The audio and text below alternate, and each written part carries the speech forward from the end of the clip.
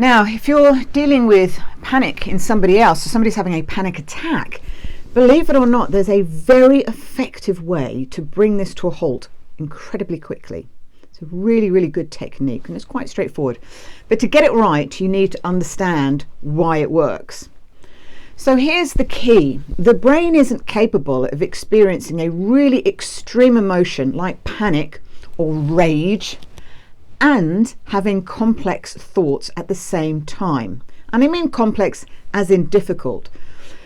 So for example, if somebody's having complete panic and then you ask them to solve a really difficult problem, what you would find is that their panic would just subside. Same thing if they were having a real rage. If all of a sudden they had to solve something, do something really difficult, they had no choice, they had to do it, the emotions would just subside. They would just instantly deflate. It's quite remarkable to watch. I've seen it many times. So how do you actually make this happen? How all of a sudden do you get somebody to start solving something if they're having a panic attack? Are they not just going to refuse? Well, one of the easiest ways to do it is actually to ask that person very complex questions. So we're not saying things like, oh, what's your name? How are you feeling? It's a bit nebulous and it's a bit far-reaching. It's not quite concrete enough. It's not demanding enough. You need to ask more difficult questions that require thought and require, quite complex answers.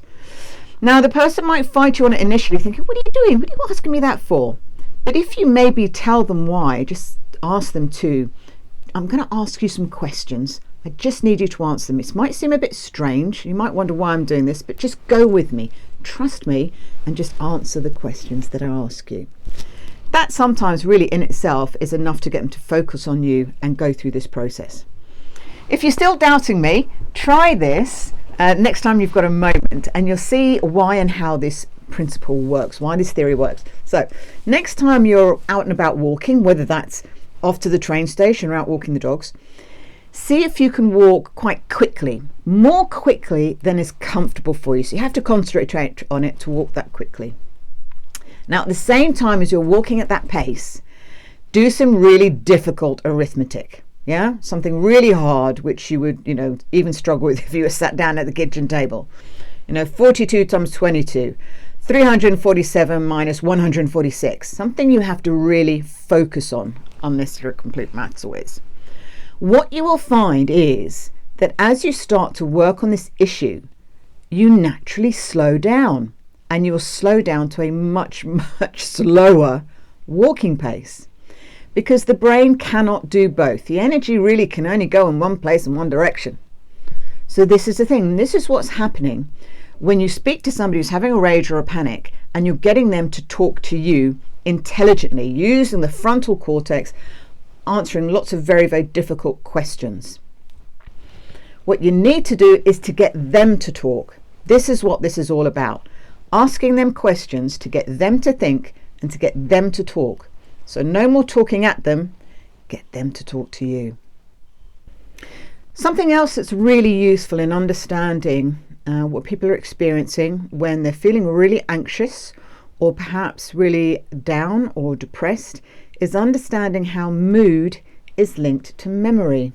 This is quite fascinating and sometimes explains quite a bit. What happens in the brain is that whatever mood we are in, our memory is able to locate memories of us in a similar mood. So, let's say if you're feeling great, you're in a happy mood, and you want to recall some memories, your brain will find it quite nice and easy to recall all the good things in your life, all the good experiences. Every other time you were in a great mood, feeling good, and things were going well. And it will struggle to remember times when you were feeling really down or things were not going well at all, because the memories are actually quite different in physical composition. So good memories are one type, bad memories are another type. So what this means is when we're in a great mood, feeling good, and somebody says, well, what do you think your life has been like overall, good or bad?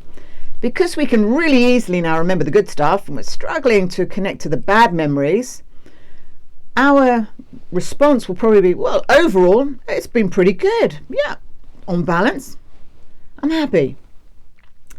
Flip side is when we're feeling down, in a bad mood or anxious, Now, of course, we can remember all the other very similar times we were feeling like this.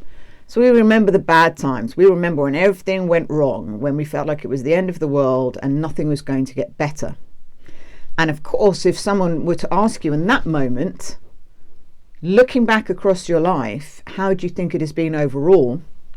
The sad part is, because we're easily linking to the bad memories now and not the good, we get another skewed perception that actually, on balance, our life overall has not been great.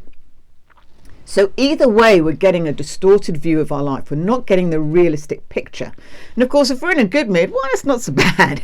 We think life's been pretty good. But if we're feeling down or feeling anxious, we're going to get a very unpleasant, distorted perception of ourselves and what our life has been like in general. So how do you deal with this? How do you combat this if you can see it happening or you know it's coming? Just being aware that this is something that the brain does can be very helpful. But what we can also do is, when we're in a good mood, we could literally make a big list. We could write down all the things that we actually like about ourselves, all the good things we have in our life, family, friends, if you love your job or your hobbies. Write all the good stuff down. Nice, big, good, chunky list. So the next time we are feeling awful, we could look at that list and think, oh, God, yeah, I hadn't thought about that, or I'd forgotten about that, or okay, actually, it's more than I thought. And because we were the ones who wrote the list, it's got credibility, it's got validity. We're going to think, well, okay, it was me. It's not somebody else who's saying this to me, trying to cheer me up.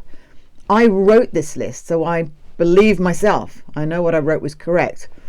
Okay, and it just gives us that other perspective. It kind of maybe brings us out of it for a little bit, or stops us really starting to ruminate and go in that sort of downward spiral, thinking that everything is awful. So it's a really handy technique.